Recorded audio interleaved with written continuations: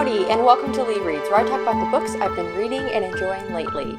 This is my July reading wrap-up, which will be kind of brief this month because I was traveling a bit. I am in the middle of a couple longer books that I haven't finished yet, and so the number of books that I actually finished is lower than normal. The first book to talk about is The Paladin of Souls by Louis McMaster-Boldreau, which is a semi-sequel follow-up to The Curse of the Chalian. They're set 3 years apart, and while you don't have to have read Curse of the Chalian, it does provide great context and introduces you to the world, the society, and the religion, and some of the major players that get mentioned in Curse of the Chalian. I did a standalone review of this novel, more of a failed reading vlog. I'm very excited to be back reading more fantasy by this author, and I plan on exploring more of this backlist throughout the rest of the year and into next year. Paladin of Souls primarily is about this woman, Ista, who has kind of done all her societal responsibilities throughout her life. Now she's in her late 30s, early 40s, and doesn't know what to do with herself. She goes off on the pretense of a pilgrimage and winds up uncovering some problems that are taking place in this border fortress town and some tensions between some of the neighboring nations that uncracks a much wider and very surprising plot. I really enjoyed this one more than Curse of the Chalian, I think, because I connected with Ista so well, but I highly recommend both books, and if you're going to do it, start with Curse of the Chalian if you can.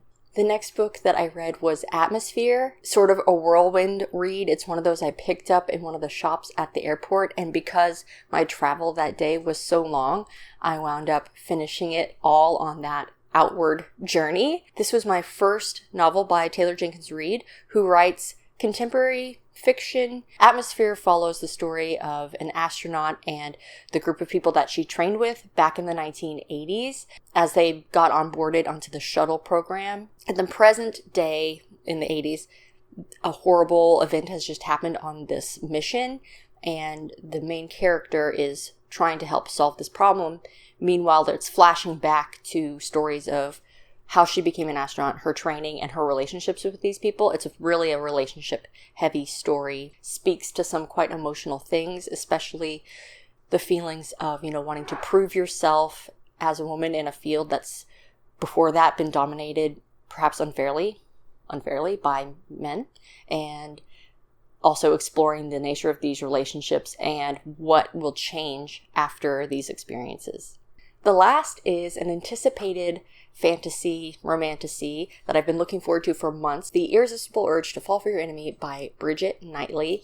This is the author of a fanfiction that I very, very much enjoy, and I really loved the writing style and the humor in it, and this is a new original world by this author. It's not like an adapted fan fiction, which has been happening a couple of other times this year. It gave me exactly what I wanted. Knowing that I liked the writing, like the author's style, the voice, and the humor, this story gave me that, but also in a somewhat more serious plot where these two characters, these magical factions that you train up and join in, they have different ideals, so to speak. So half of them are kind of the lighter ideals, healing, helping people, and then some of the more dark and dangerous ideals like mercenary assassins would be the other half of these magical groups. One of the characters from this mercenary, very dark and dangerous kind of group is suffering from a disease that is taking away his magic, and he needs the help of this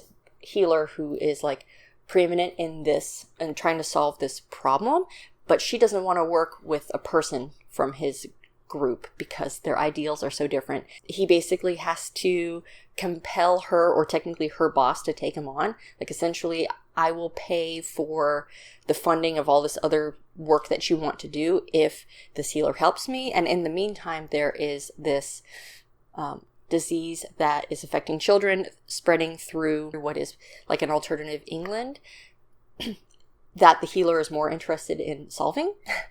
And they wind up kind of working on this together as they're trying to to heal him before his magic disappears. I really enjoyed it. It's not a standalone. There's at least one more. This is book one. There's at least one more. I have no idea if it's going to be a trilogy, but I'm really looking forward to it. And I really like this author's style, the dry humor, and it was just very fun. Then otherwise, I've started some other books, but I haven't finished them yet, so I will save them for another reading wrap-up. Thank you so much for watching. I hope you enjoyed this video. I hope the remaining part of your summer is happy and restful. And as always, don't forget to support your local library. Thanks. Bye.